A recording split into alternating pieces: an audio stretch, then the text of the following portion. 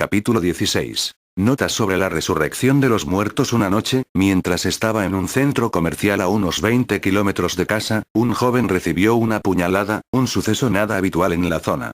Vi al hombre entrar corriendo desde el aparcamiento, tropezar por el establecimiento mientras se tapaba la garganta cercenada y después desplomarse en el supermercado que estaba abarrotado de compradores. El hombre, aterrorizado, rodó sobre sí, poniendo la cara en el suelo y se desangró hasta morir. No hubo gran cosa que yo ni otra persona pudiéramos hacer por aquel pobre hombre, herido de muerte. Ayudé a calmar a la multitud haciendo que la gente circulara para que los servicios de emergencia, que llegaron rápidamente, pudieran hacer su trabajo. De vez en cuando miraba al hombre apuñalado y me sorprendía comprobar la cantidad de sangre que puede contener un cuerpo humano. Mientras el hombre estaba en el suelo muriéndose, el charco de sangre que salía de su garganta rodeó completamente su cuerpo, dibujando un óvalo cada vez mayor a su alrededor. La gente pasaba a su lado en silencio, como si estuvieran viendo un féretro abierto en una ceremonia funeraria, enmudecidos por el pensamiento de que la muerte nos rodeaba a todos. Mientras participaba en aquella horrible escena, no tenía la sensación de estar realmente allí. Mientras miraba su cuerpo, dije mentalmente al hombre: eso no eres tú, no puedes ser tú. Eso no somos nosotros. Nosotros somos Cristo.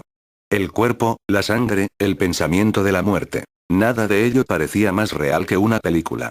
No es que fuera incapaz de sentirme conmocionado. Cualquier mal día podía seguir teniendo mis reacciones. Pero esta colección concreta de imágenes me hizo ver claramente la irrealidad del cuerpo, y lo muy falsa que era la idea de que cualquiera de nosotros pudiese estar contenido en una vasija tan frágil y temporal. La vida de este joven no había completado más de un tercio del recorrido habitual de nuestro viaje en este mundo. Todas sus esperanzas, sueños, miedos y alegrías estaban siendo devueltos a la mente ilusoria de la que procedían. ¿Era esto algo a lo que realmente pudiéramos llamar vida? Más adelante pregunté al Espíritu Santo si pensar de este modo era algún tipo de negación. La respuesta que me vino fue: sí, absolutamente, es una negación del ego. El proceso de pensamiento que se iba desarrollando mientras contemplaba aquellas escenas no me impedía hacer todo lo posible por ayudar, o, como dirían mis maestros, por hacer las cosas que habría hecho de todos modos, solo que, mientras las hacía, mi mente estaba siendo apartada del error en lugar de caer en él. En diciembre de 2000.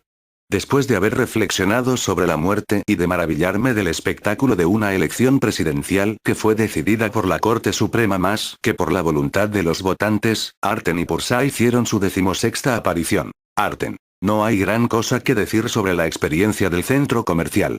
Digamos que pone las cosas en perspectiva. Gary. Así es. Realmente, no somos este cuerpo. Lo sé.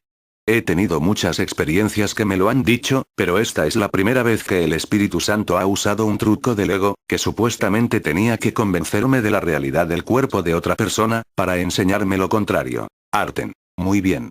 Volveremos al tema que estamos tratando dentro de un minuto. Pero antes, brevemente, ¿no te ha gustado el resultado de las elecciones?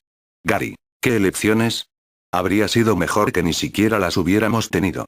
El candidato comprado y pagado por las corporaciones pierde por 500.000 de votos oficiales, por no hablar de otro 1.000.000 de votos descalificados, principalmente en las zonas de las minorías, y la Corte Suprema le hace presidente, y el voto decisorio es emitido por alguien que fue designado por su padre.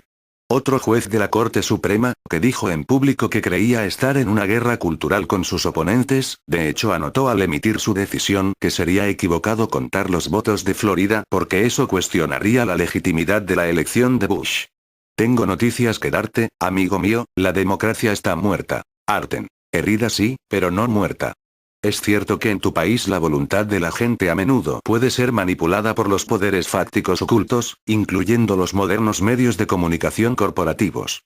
Y en aquellos casos en los que no es posible manipularla, se le puede dar la vuelta. Finalmente, una investigación del New York Times, que será ignorada en televisión, concluirá que si todos los votos de Florida hubieran sido contados, Gore habría ganado las elecciones. Pero a la mayoría de los americanos les preocupan demasiado sus propias ambiciones para ocuparse del bien común. Esto da como resultado un público políticamente iletrado al que generalmente se puede engatusar para que acepte consecuencias negativas a largo plazo, muchas de las cuales ni siquiera conocen. Esto no siempre se relaciona con el presidente. Podríamos contarte historias, como cuando la Junta de la Reserva Federal causó una deliberada inflación a finales de los 70 y comienzos de los 80 a fin de que el americano medio tuviera que ser esclavo de los bancos de por vida para llegar a ser dueño de su propia casa. En esa época la gente pasó de pedir prestados $30.000 a tener que pedir $130.000 o $230.000, teniendo que devolver el cuádruple. Date cuenta de que cuando la inflación descendió, los precios no lo hicieron. El incremento de los sueldos nunca llegó a ser ni la sombra en comparación con el incremento de los precios. El presidente Carter, un hombre bondadoso y espiritual, fue el pelele perfecto para asumir los costes políticos de la situación. Gary, ¿sabes? Recuerdo algo de eso. El presidente Ford sabía que la inflación era un problema. Todo el mundo lo sabía. Incluso decretó una serie de medidas llamadas WIN. Pero cuando Carter fue elegido presidente, la Junta de la Reserva Federal hizo que los tipos de interés bajaran. Dijeron públicamente que estaban intentando evitar una recesión, pero en realidad fue como echar gasolina al fuego. ¡Qué estafa! La mayoría de nosotros no prestamos mucha atención a este tipo de cosas. La gente ha tenido que prestar atención a los resultados de estas elecciones, pero dudo que eso vaya a cambiar nada. Arten, mira el lado luminoso. La política ya no interesará tanto a partir de ahora, Gary. ¿Y eso es bueno? ¿No es eso lo que los dueños corporativos del país desean? Arten. Es bueno, en cierto sentido, porque una de las cosas que puedo garantizarte respecto a la política es que siempre será constante. Estés en el lado que estés, el otro lado siempre estará allí, pegado a ti. Eso no significa que no debas votar como un modo de hacer valer tu opinión. Siempre has votado. La mayoría de los americanos, aunque se declaran patriotas, ni siquiera se molestan en hacerlo. Pero tú deberías votar, perdonar, y hacer que ese perdón fuera tu verdadera contribución a la política, Gary. Aunque los resultados sean un fraude. Arten. Todo es cuestión de percepción, hermano. Los republicanos dirían que Kennedy robó Illinois en 1960, Gary. Sí, pero incluso si el alcalde Daley de Chicago falsificó algunos votos para Kennedy de los votantes muertos, Kennedy seguía teniendo suficientes votos electorales para ganar las elecciones en Illinois. No puedes decir lo mismo de Bush y Florida. Además, Kennedy también ganó el voto popular. Como has indicado, desde 1960 han estado pasando muchas cosas raras para cambiar el país, y no precisamente para mejor. En lo que a mí respecta, Eisenhower tenía razón respecto al complejo militar industrial, y uno de sus principales movimientos para conquistar el poder absoluto fue el asesinato de Kennedy. Arten. No vamos a entrar en más detalles respecto a esto, pero estábamos hablando de política y elecciones. La cuestión es que incluso si algunas de ellas han sido fraudulentas, a veces se gana y a veces se pierde. Eso es dualidad. Solo con Dios es imposible perder, y por eso tu verdadero trabajo siempre regresa al perdón.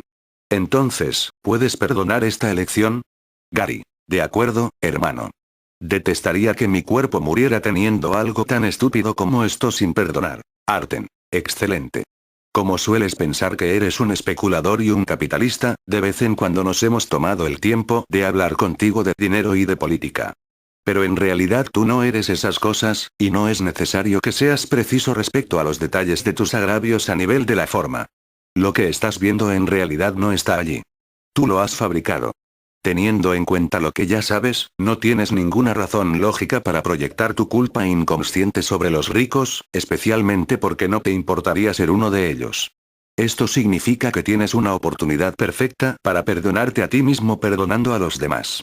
Lo cierto es que todas estas cosas son lecciones de perdón, y que todas las lecciones de perdón, incluyendo la muerte, son iguales. Hasta esta noche, a veces has retrasado la aplicación del perdón cuando las circunstancias de tu vida eran particularmente difíciles. Cuando perdonas, como siempre terminas haciendo, y como hiciste incluso en algunos momentos en medio de la debacle electoral, te sentiste bien. Seguidamente tienes la tendencia a deslizarte y a permitirte concesiones en tu forma de ver las cosas. Eso te lleva a una ausencia temporal de paz. A la desdicha le encanta tener compañía, pero eso no significa que tengas que aceptar su invitación. Ya es hora de que lleves la verdad hasta el final. No hagas más concesiones. Eso nos devuelve al tema de nuestra conversación de esta noche. Ahora sabes sin sombra de duda que no eres un cuerpo y que en realidad no puedes morir, ¿verdad? Gary. Cierto. También creo en lo que tanto la Biblia como el curso dicen. El último enemigo destruido será la muerte. Arten. Sí. Ahora bien, si no puedes morir, tampoco puede hacerlo nadie más. Si ellos no pueden morir, tú tampoco. Estas dos ideas son una. Pursa. La muerte es un símbolo de tu separación ilusoria de Dios. ¿Qué ocurre cuando alguien que amas parece morir? De repente estás separado. Pareces perderle, del mismo modo que pareces perder a Dios. Pero eso no es cierto. En realidad no puedes perderlos, como tampoco puedes perder a Dios. Sois inseparables. Lloras cuando un cuerpo que amas parece morir, pero, como el curso te enseña, en realidad lo que echas de menos es tu experiencia de Dios y del cielo. ¿Y quién podría llorar por su inocencia? Gary. Yo lloré por mis padres, pero, lloremos por quien lloremos, lo que en realidad echamos de menos es nuestro verdadero hogar, y nuestro verdadero estado en Dios. Simplemente no hacemos esa conexión porque es inconsciente. Pursa. Eso es correcto. Has tenido muchos padres diferentes en tus numerosas vidas, y muchas esposas e hijos. Muchos de ellos han muerto aparentemente mientras tú seguías en cuerpo físico. Así es como funciona el mundo del sueño. Pero solo es un mundo de sueño, y en realidad estás con Dios.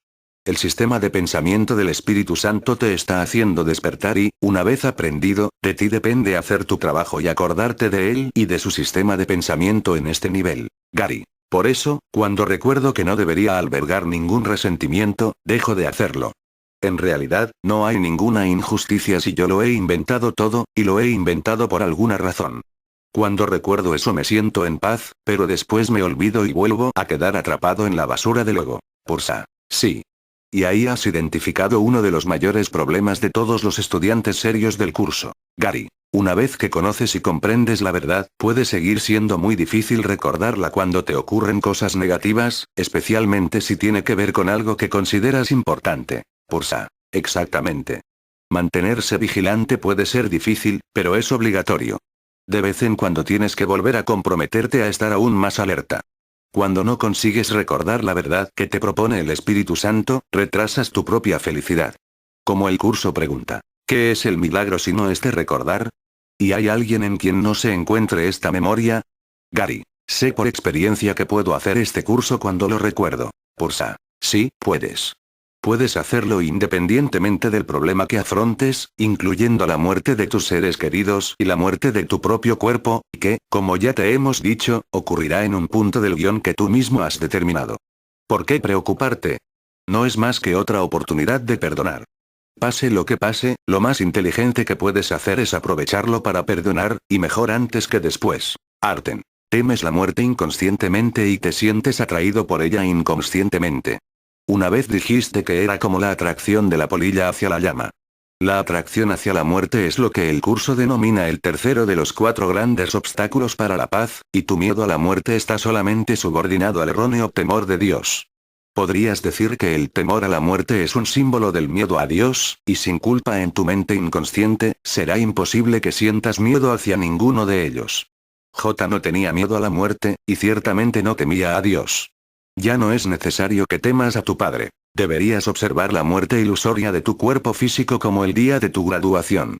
Significa que has conseguido todo lo que tenías que conseguir de esta aula temporal en particular. Las lecciones han sido aprendidas. Debería ser una celebración. Te aseguro que será muy divertido. En la mayoría de los casos, si la gente supiera lo que es estar libre del cuerpo, no llorarían a los muertos, más bien se sentirían celosos. El problema es que la diversión no es duradera. Como hemos enfatizado, la culpa te atrapa y hace que vuelvas a envolverte en la manta de seguridad de un cuerpo.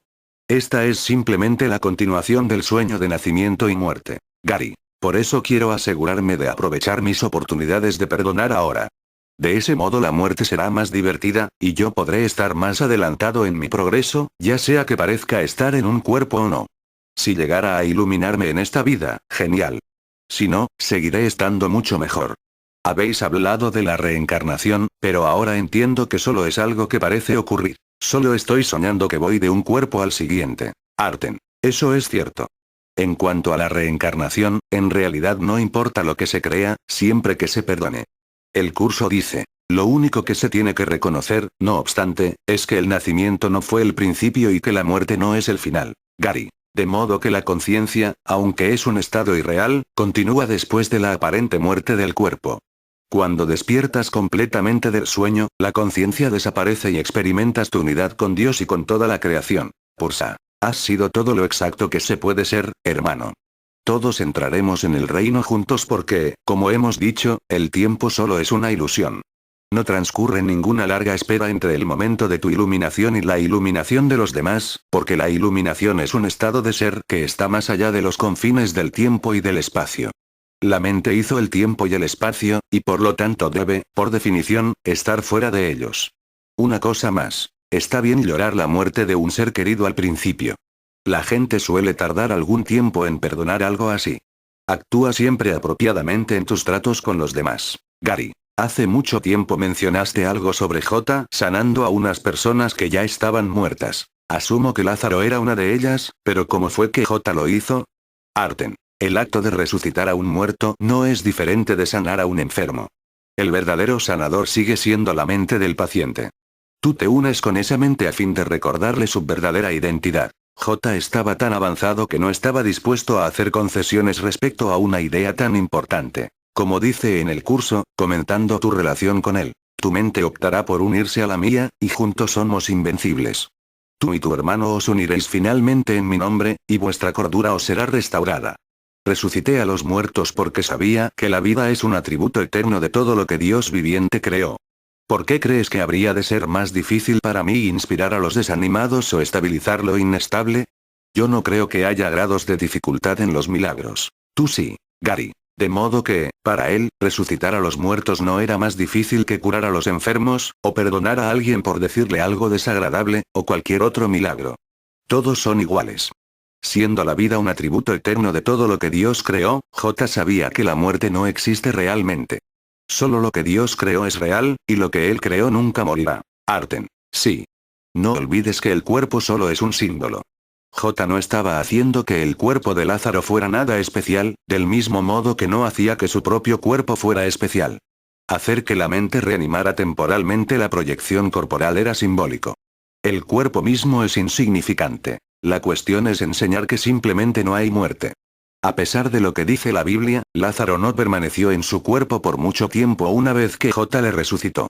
Dejó su cuerpo de lado e hizo su transición alegremente y en paz, porque se le había mostrado que no hay absolutamente nada que temer. Gary. De acuerdo, de modo que J se unió con la mente de Lázaro mientras todo el mundo pensaba que era carne muerta en la tumba. Es como si J se uniera con su propia realidad como Cristo o el Espíritu Santo, y al mismo tiempo se uniera como uno con Lázaro.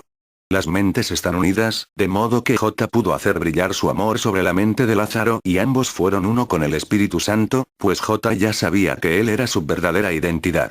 Esto, a su vez, recordó a Lázaro quién era verdaderamente, haciendo que su mente reanimase su proyección corporal como símbolo de la negación de la muerte. Arten. Te elegimos sabiamente, hermano. No lo olvides, J estaba todo lo avanzado que se puede estar en su capacidad para unirse a los demás a nivel mental y recordarles su inocencia. Por eso era tan buen sanador. No te sientas decepcionado si no resucitas a los muertos en tu primer intento, Gary. Lo entiendo. Si llega el día en que bendigo a alguien cuyo cuerpo esté muy muerto y se levanta y empieza a caminar por allí, entonces lo tomaré como una señal inequívoca de que estoy a punto de algo. Arten. Muy bien. Hace años te dijimos que no podrías entender cómo proyectamos nuestros cuerpos, pero ahora comprendes mucho más y has avanzado notablemente hacia el objetivo. En resumen, proyectas tu imagen corporal del mismo modo que proyectas imágenes cuando estás soñando por la noche. Tu mente está proyectando una película. Entonces, en tu experiencia, parece que los ojos de tu cuerpo están viendo tu propio cuerpo y todos los demás cuerpos. Pero, en realidad, es tu mente aparentemente separada la que está viendo sus propios pensamientos, proyectados desde otro nivel oculto. Cuando la mente retorna a la totalidad, no hay separación de niveles, y por tanto no hay ninguna película proyectada ni ningún cuerpo que ver. Entonces tu cuerpo desaparece de la película. Como todo lo demás, el cuerpo es una experiencia mental y no física. Nunca ha existido. Pero para el amor de un ser iluminado es posible tomar forma en el sueño, como hizo J después de la crucifixión. Este amor es el amor del Espíritu Santo. Después de todo, tendrías que empezar por ser uno con él para estar iluminado. Pursa. Conforme transcurran los años, tú, querido hermano, seguirás aprendiendo y creciendo, y a medida que crezca tu conciencia, comprenderás cada vez más sobre estas cosas. De nuevo, sería útil que estuvieras aún más dispuesto a perdonar a partir de este momento. Has perdonado mucho a lo largo de los últimos años. ¿Por qué no ahondar aún más en tu determinación? Gary, entiendo. El curso habla mucho de no hacer concesiones, y creo que estoy preparado para ser más serio en este sentido. Pursa. Excelente. Deja que otros hagan concesiones respecto a los postulados del curso. Tu trabajo no es detenerlos, solo perdonarlos. Tú no tienes necesidad de hacer concesiones, y en realidad no hay nadie más ahí fuera. Solo hay un ego que aparece como muchos. No hay creencia donde la concesión esté más voluntariamente aceptada, entre los aparentemente separados, que en la creencia del sueño de la muerte.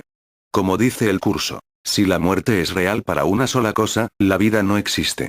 La muerte niega la vida. Pero si la vida es real, lo que se niega es la muerte. En esto no puede haber transigencia alguna. O bien existe un Dios de miedo o bien uno de amor. El mundo intenta hacer miles de transigencias al respecto, y tratará de hacer 1000 más. Ni una sola puede ser aceptable para los maestros de Dios, ya que ninguna sería aceptable para Dios. Él no creó la muerte, puesto que no creó el miedo. Para él, ambas cosas están igualmente desprovistas de sentido. La realidad de la muerte está firmemente arraigada a la creencia de que el Hijo de Dios es un cuerpo. Y si Dios hubiese creado cuerpos, la muerte sería ciertamente real. Pero en ese caso Dios no sería amoroso.